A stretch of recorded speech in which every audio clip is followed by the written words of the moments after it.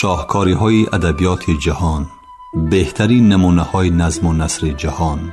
شاهکاری‌های ادبیات جهان، نیروبخش معرفت، شکوفایی شعور و پرتوافشانی فروغ فضل و حکمت در خانه دل شما. از ارمغان معنوی شاهکاری‌های ادبیات جهان بهره‌مند شوید. شاهکاری‌های ادبیات جهان از رادیوی فرهنگ.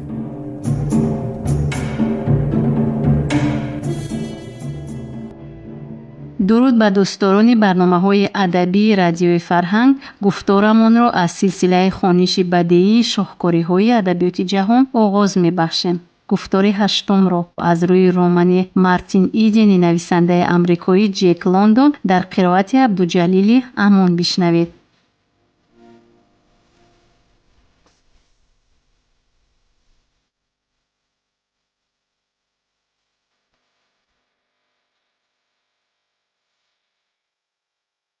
ایستا بیل، اینقدر شتاب میکنی؟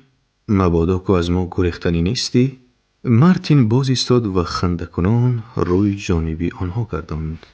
در پس دختران در روشنی فروزانی چراغان کوچه سیل آدمان جاری بود. آنجایی که او می ایستاد نسبتاً تاریک بود و اگر روف از آن نزدیکی می گذشت خود را نشناسانده وی را دیده می توانست. روف باشد حتما از اینجا می گذشت، چرا که راه خانه وی بود. نام وی چی؟ دختر سیاه‌چش را نشان داده پرسید از دختر دیگر که همان خیخ راست زده می خندید. از خودش پرسید، جواب گردان دختر با عتاب. خوش، نامتان چی؟ پرسید او به دختری سیاه‌چشم رو گردانده. شما نام خودتان را به من گفتید، اعتراض کرد دختر. شما از من نامم را نپرسیدید. تبسم کرد و واقعا نامم را یافتید. نامم در حقیقت بیل است. راست. میدونید چی؟ دختر با او دور و دراز نگریست. نگاهش گستاخانه و آشکارا سرشار احتراس بود. نه راست گویی. و دوباره به مارتین نگریست. در نگاه وی طبیعت زنانه که از ازل تغییر نپذیرفته است عکس یافته بود. مارتین دیگر میدانست که من بعد چی می شود. اکنون دختر با کمال شکست نفسی و فروتنی عقب نشینی می کند و چون حس می کند که حوصله مارتین پیر می شود فوراً به هجوم می گذرد. هرچی نباشد مارتین مرد بود. نسبت به فطانت و دلربایی دختر بی‌پروا بودن نمی توانست و نگاه های پر احساسی وی عزت نفسش را خوش آمده بود. او این قبیل دخترکان را به خوبی می دانست. مغز اندر مغز آنها را می دانست. این دخترکان ستاره گرم و دلجو گل سری سبد این طبقه بودند. آنها که با مهنت وزنین برای خود رزق و روزی یافته عادت کردند هرگز نوازششان را به بازار نمی اندازند. آر و ناموس دارند و پیوسته از پی آنند که اندیشه آینده را به سر نآورده انتخاب بین رسم و رسوم ناعلاج مهنت و جری بد اخلاقی را که راهش راهی سیر درآمد و در عین زمان بسا مدهش است به تأخیر انداخته در بیابان زندگانی اقلاً برگی از خوشبختی بهره بر شوند. بیل، دوباره جواب گردان مارتین. به خدا نامم بیل و سلام. شوخی میکنید؟ تکراراً پرسید دختر. هیچ، بیل نیدیه. به گپ همراه شده دختر دیگر. شما از کجا میدانید؟ شما که ما را یگان بار هم ندیده اید. خیر ندیده باشم ندیدم دیه. به این هم میدانم که دروغ میگوید. خیرشی بیل؟ پرسید دختر یکم. بگذار بیل باشد گفت مارتین مهربانانه. دختری سیاه موی از کتف او داشته خوشحالانه افشاند. میدانم که دروغ میگوید لیکن شما بیجانه. مارتین دستی پایان دختر را فشرده در کف وی پلماسیده ایزهای خراشیده و داغهای زخم برایش شناس را یافت. از زواد کنسر و کی رفتید؟ پرسید او. شما از کجا میدانید؟ شما که مبادا ولی نیستید؟ یک باره فریاد کردند دختران. مارتین و دختران از هم شوخی‌های فچ و بی‌مزه می‌کردند و بناخواست او در پیش نظرش خیالاً رفای چند قبطه کتابخانه را که در رویشان حکمت عصرها چیده شدند بدید. او به این رویای بی‌مورد که الحال به نظرش نمود علم‌انگیزانه تبسم کرد و دوباره در گرداب اشتباه غوطه‌ور گشت. و هرچند که او در بند این سفسطه و اندیشه ها بود، مجرای انبوه کوچه از نظرش دور نمی ماند. اینک در روشنی چراغان روف را بدید. وی بین برادرش و جوانی ناشناسی عینکی می رفت. دلش از تپش باز ماند. این لحظه را او مدتی زیاد انتظاری کشید. او یک چیزی سبک و نفیسی را دیده توانست که گرداگردی سری با وقار وی را پیچانیده گرفته بود. قد و قامت سرومانند خرامان قدم زدن و هنگام کوچه را میانه بر کرده گذشتن با یک حرکتی با نزاکت یوبکه‌اش را غنداشتن وی را دیده توانست. اینک وی گذشته رفت و مارتین با این دو کارگر دختری فبریکمان و به پیراهن‌های مصاحبانش که اثری زور زده خود را آرا و تارا دادن از آنها هویدا بود. به پایافسال ارزان، لنته‌های ارزان، انگشترین‌های ارزانی انگشتانی دغل آنها می نگریست.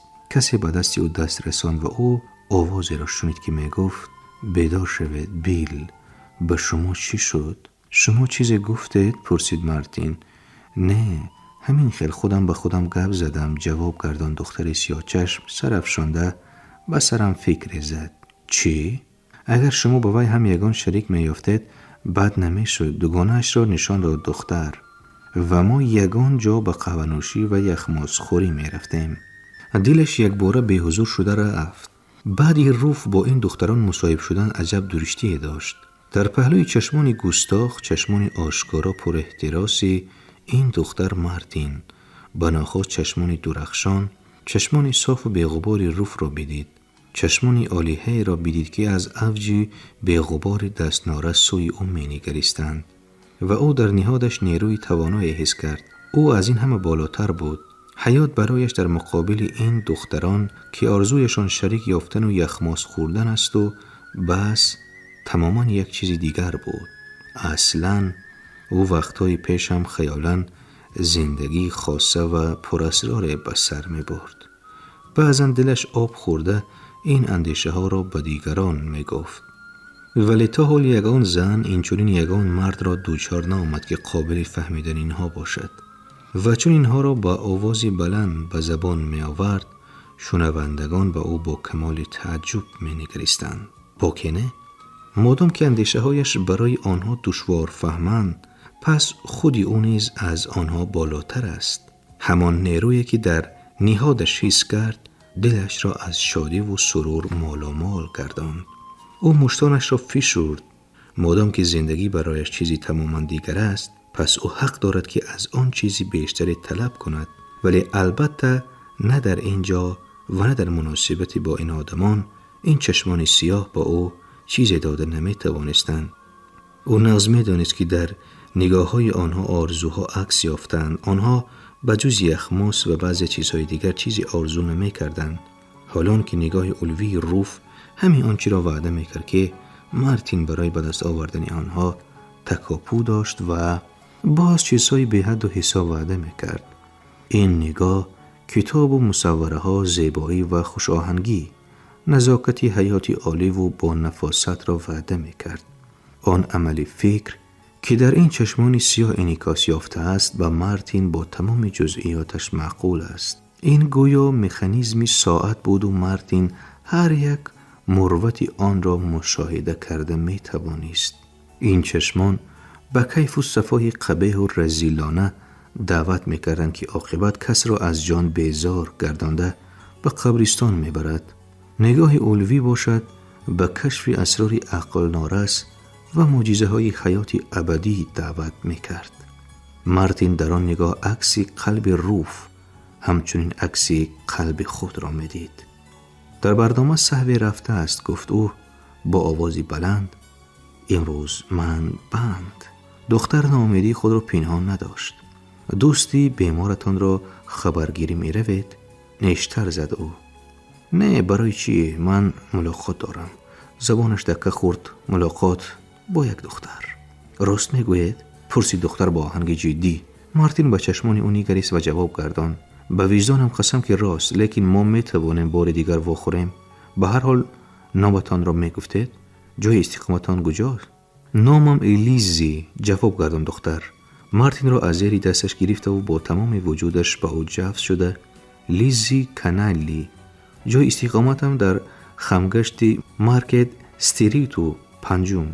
آنها پیش از آن که به هم خوشبوشی کنند باز چند دقیقه را به گپ گذرانیدند. مارتین دلی در حال خانه رفتن نداشت. او به نزد دختری آشنا رفت، در پای مقرری تریزی وی قرار گرفت و با دلی پر اضطراب پیچ راست زد: من با شما ملاقات دارم روف، ملاقاتی دیگر را نمیخواهم.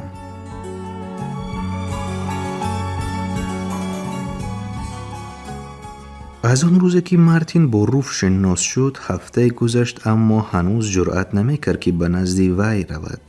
لحظه های میشد که عزم رفتن میکرد، اما هر دفعه شبهه غالب می آمد. او نمیدونست که بعدی چند مدت رفتن جایز باشد و کسی نبود که این را گوید. خودش باشد میترسید که مبادا خطای اصلاح ناپذیری کرده ماند. او از همه رفیقان پیشترش دور شد. عادتهای پیشترش را ترک کرد، اما دوستانی نو نداشت و انیسش تنها کتاب بود و بس. آنقدر کتاب میخواند که چشمان مقرری آدمی کیها دیگر به آن تاب آوردن نمیتوانستند. چشمان او تیز و تاب آور بودند و جسمش به قوت. گذشته از این او تا حال بیخبر از تفکرات مجردی کتابی میزیست و مینش زمین افکارم خاک کشتبابی را میماند. او از علم و دانش خسته نشده و اکنون از ته دل به حکمتهای کتابی چسبیده گرفته بود. در آخر هفته به نظر مارتین چنین رسید که او 100 ساله های زیادی را از سر گذرانیده است. حیات پیشینه مناسبت پیشینش به عالم اینقدر دور بود، ولی او خود را به زندگی طرز نو تیار هم نمیدانست. او به مطالعه کتاب‌هایی می‌پرداخت که آنها مشغولیت‌های پیشکی و مخصوصی بسیار ساله را تقاضا می‌کردند. امروز او دایر به فلسفه انتیقه، روز دیگر دایر به فلسفه نوترین کتاب می‌خواند و در نتیجه در کلش یک درهم برهمی حکم فرما بود. به تعلیمات اقتصادی نیز عین همین احوال بود. در یک گفته کتابخانه مارتین اثرهای کارل مارکس، ریکاردو، آدم سمیت و میل را دریافت که در آنها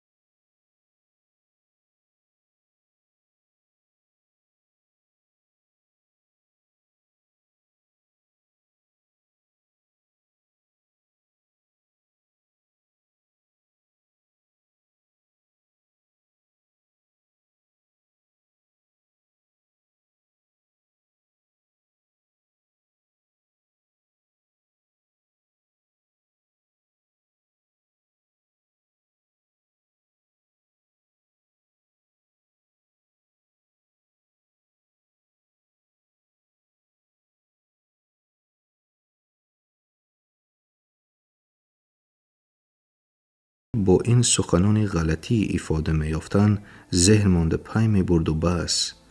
در بین مباحثان پیشخدمتی چشم سیاه بود از رستوران مذهبی، اعضای اتفاق کسبه نانوایی ها، اگنوستیک، اینچنین یک موی سفید که همه را با فلسفه عجیبی خود محو و مات گردانده بود. بنیاد فلسفه او نظریه بود که گویا همه چیزی موجود از روی عدل باشد. باز موی سفید دیگری بود که در خصوص کائنات، اتم پدر اتم مادر به طریق مفصل محاکمه می‌راند. از این همه محاکمه ها سری مارتین ایدن گیج شد و او برای انیق کردن معناهای 10 کلماتی در خاطرش نقش بسته به سوی کتابخانه شتابید. هنگامی از کتابخانه رفتن در بغل 4 کتاب غفص داشت. تعلیمات مخفی خانم بلاواتسکایا، پیشرفت و قشاقی، ماهیت سوسیالیسم، رمز دین و علم. بدبختانه او مطالعه را از تعلیمات مخفی سر کرد. هر یک سطر این کتاب از کلمه های سرهیجایی فراوان بود که مارتین به معنی آنها سرفهم نمی رفت. او در بالای کت نشسته از کتاب دیده بلاغت بسیار تر می نگریست. کلمه ها همچنان بسیار بودند که یکی را از یاد کرده دیگری را از خاطر می برآورد و مجبور بود که دوباره در لغات جستجو کند. قرار داد که کلمه ها را در یک دفتر مخصوص نوشته گیرد و در یک مدت کوتاه 20 صحیفه را پر کرد. با وجود این چیزی را سرفهم نمی رفت. او تا ساعت 3 صبح کتاب خوند، کلش ورم کرد و با وجود این از قسمت خوانده‌اش یگان فکری اساسی را سرفهم نرفت. او سر برداشت و به نظرش چنین نمود که دیوارهای و شفت خانه مثل کشتی هنگام تلاطم لپ لپ می جنبند. آنگاه او دشنام داد، تعلیمات مخفی را دور انداخت، چراغ را کشت و خواب کرد. با 3 کتاب دیگر نیز احوال از این به نبود. نه از آن سبب به نبود که معینه‌اش سست و ذهنش کند بود. او می توانست همین آنچه را که در خصوصشان در این کتاب ها سخن می رفت از خود کند، ولی عادت ملاحظه رانی نداشت و ذخیره لغویش کذایی نبود. نهایت این را فهمید و یک مدت به سر اندیشه داشت که تا از خود کردن همه کلمات نامعلوم فقط لغت خوانی کند. یگانه تسکین دل مارتین نظم بود.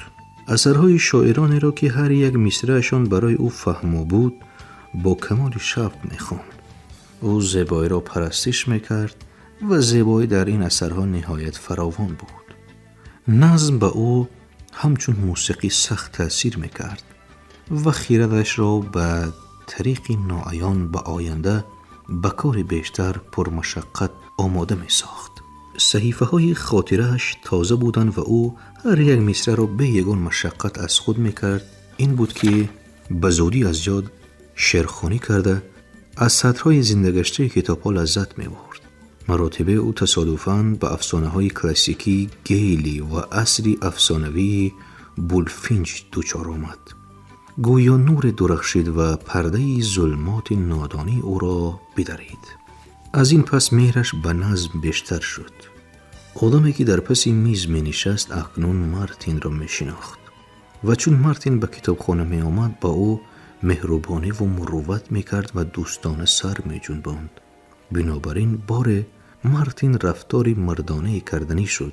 او چند کتاب گرفت و هنگامی که کتابدار به ورقه او مهر می زد زیر لب گفت: گوش کنید، از شما یک چیز پرسیدن ممکن؟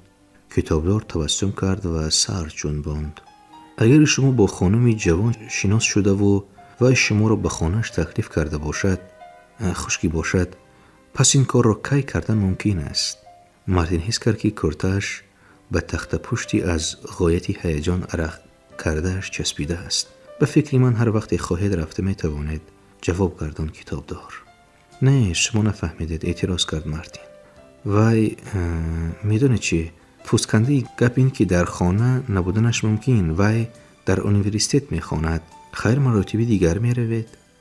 راستی گپ در این هم نه، اقرار شد مارتین. نهایت خود را به مرحمتی همصحبتش سپردنی شده.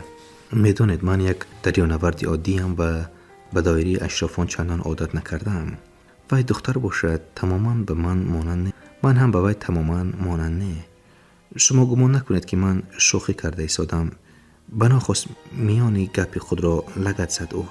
نه شما چی ها میگوید؟ آرام کرد او را کتابدار. راست است که التماس شما از دایره های مسئله های شعبه معلومات بیرون است، ولی من با کمال خوشنودی به شما مدد میکنم. مارتین با او با شفق و ذوق نگریست. آه اگر من مثل شما شرط گفته میتوانستم، کار کلان میبود. گفت او معذور، من گفتنیم که اگر من مثل شما انا همین خیلی روان و موزون و با نزاکت گپ زده میتوانستم چه خوب میبود. دل سوزانه هم دردی کرد کتابدار. کی رفتن بهتر؟ روزانه، لیکن وقتی خوراکخوریشان نباشه نه؟ یا بگاهی؟ بلکه روز یک شنبه؟ میدانه تبسم کنان گفت کتابدار من به شما مصلحت میدیم که شما با وی تلفن کنید و پرسید که کی رفتن ممکن. راست ندا کرد. مارتین و کتابها را غون داشته به سوی برآمدگاه روان شد. در دمی در او رو به قفا گردانده پرسید وقتی که کس با خانم جوان مثلا با میس لیزی سمیت گفتگو میکند چه خیلی باید مراجعت کرد؟ میس لیزی یا میس سمیت؟ میس سمیت گفته مراجعت کنید. گفت کتابدار با آهنگ وقار و تمکین تا به وی از نزدیک شناس شدن میس سمیت گفته مراجعت کنید. به همین طریق گره معما گشاده شد. هنگامی که مارتین سیم زده کتاب‌های از شما گرفتم را کی برگردانم گویان بی جرأتانه پرسید. روف گفت هر وقت که خواهید بیایید. من همیشه بعدی نصف روزی در خانه.